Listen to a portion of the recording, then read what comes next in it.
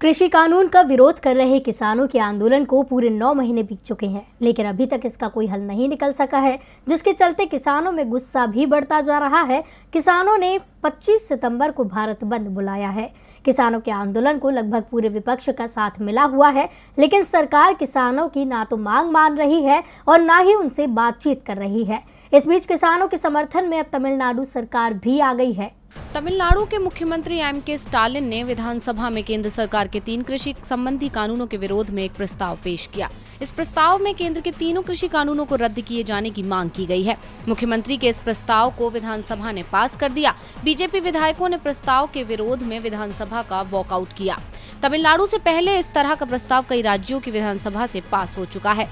इधर इस प्रस्ताव का विरोध करते हुए बीजेपी और अन्ना द्रमुक के विधायकों ने विधानसभा से वॉकआउट कर दिया। अन्ना द्रमुक विधायकों का कहना है कि केंद्र सरकार के कृषि कानूनों के विरोध में ये प्रस्ताव जल्दबाजी में लाया गया है। राज्य सरकार को इस प्रस्ताव को लाने से पहले एक सर्वदलीय बैठक बुलानी चाहिए थी और किसानों की भी राय लेनी चाहिए थी। जबकि मुख्यमंत्री एम.के. स्टालिन ने कहा कि कृषि कानूनों का विरोध कर रहे जिन लोगों पर केस दर्ज किए गए थे उन सभी को वापस लिया जाएगा। देश के किसान दिल्ली की सीमाओं पर पिछले साल नवंबर महीने से जुटे हैं, लेकिन केंद्र सरकार उनकी सुनवाई नहीं कर रही है।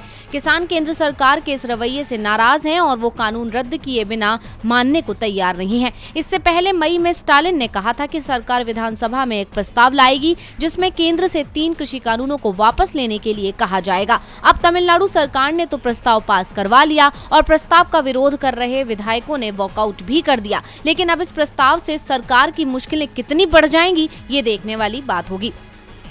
टीवी लाइव की रिपोर्ट।